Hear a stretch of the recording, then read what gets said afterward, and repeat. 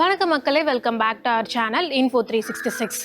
மாட்டிறைச்சியை சாப்பிட்டாலே கொலை பண்ணிடுவாங்க, நம்மளை காயப்படுத்திடுவாங்க அப்படின்ற ஒரு சூழ்நிலை இருக்கக்கூடிய இந்தியாவில் தான் மாட்டிறைச்சியை அதிகமாக மற்ற நாடுகளுக்கு எக்ஸ்போர்ட் பண்ணக்கூடிய கண்ட்ரீஸில் 3வது இடத்துலையும் இருக்குது. இதுக்கு காரணங்கள் என்ன, இதுக்கு பின்னாடி இருக்கக்கூடிய சம்பவங்கள்லாம் என்ன அப்படின்றது தான் இந்த வீடியோவில் நம்ம டீட்டெயில்டாக பார்க்க போகிறோம். இந்த மாதிரி இன்ஃபர்மேட்டிவ் விஷயங்கள் தெரிஞ்சுக்கணும் அண்ட் உங்களுக்கு வேறு ஏதாவது கண்டென்ட்ஸ் பற்றி தெரிஞ்சுக்கணும்னு நினைக்கிறீங்கன்னா அதை கமெண்ட் பாக்ஸில் கமெண்ட் பண்ணுங்கள். இப்போ இந்த வீடியோக்குள்ள போலாம். இது இன்ஃபோ 366. 2015 ராஜஸ்தான்ல இருக்கக்கூடிய ஒரு இடத்துல மாடுகளை கொன்னுட்டாங்க அப்படின்னு ஒரு நபரை படுகொலை பண்ணாங்க.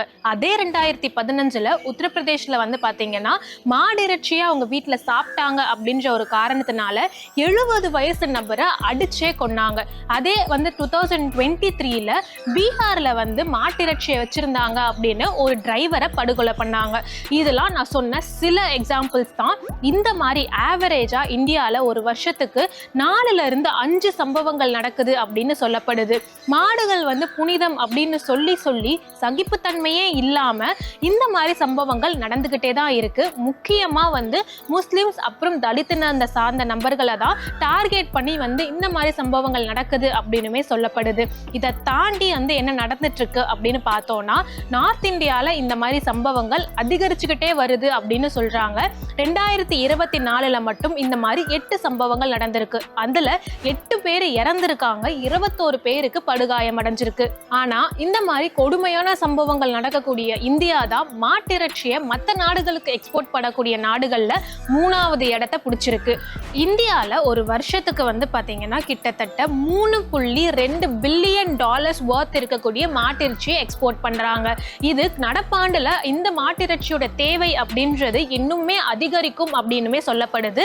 இப்ப வரைக்கும் 4.57 மில்லியன் மெட்ரிக் டன் மாட்டிறைச்சிகள் நம்ம எக்ஸ்போர்ட் பண்ணிட்டு இருக்கோம். இது அடுத்த வருஷம், அதாவது இந்த வருஷம் அடுத்த வருஷம் சேர்த்து 4.64 மில்லியன் மெட்ரிக் டன் மாட்டிறைச்சி தேவைப்படும் அப்படின்னு சொல்லப்படுது.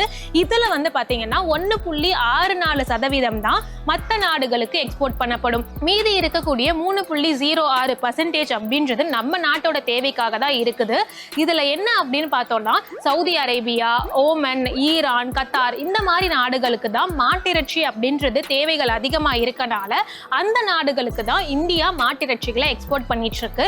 இதுலயுமே அவங்க எக்ஸ்போர்ட் பண்ணக்கூடிய அந்த மீட் அப்படின்றது எருமை வகை சார்ந்ததா தான் இருக்கு. ஸோ இதுக்கப்புறம் மீட் சென்டர்ஸை ப்ராப்பரா கிளென்ஸ் பண்ணி அதை ப்ராப்பர் ஹைஜீனிக்கோட நிறைய டெக்னிக்கல் டெவலப்மெண்ட்ஸ்லாம் பண்ணணும் அப்படின்றதுக்காக நம்ம சென்ட்ரல் கவர்மெண்ட்டுமே மானியம்லாம் கொடுக்குறாங்க அப்படின்னு சொல்லப்படுது.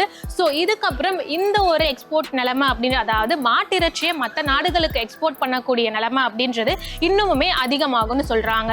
ஆக மொத்தம் பார்த்தோம் அப்படின்னா, மாட்டிறைச்சியை சாப்பிட்டாலே கொலை பண்ணிடுவாங்க அப்படின்னு சொல்லக்கூடிய நாடும், மாட்டிறைச்சியை மற்ற நாடுகளுக்கு எக்ஸ்போர்ட் பண்றதுல 3வது இடத்துல இருக்க நாடும் ஒரே நாடா, அது நம்ம இந்தியாவா அப்படின்ற மாதிரி தான் கேள்விகள் வருது.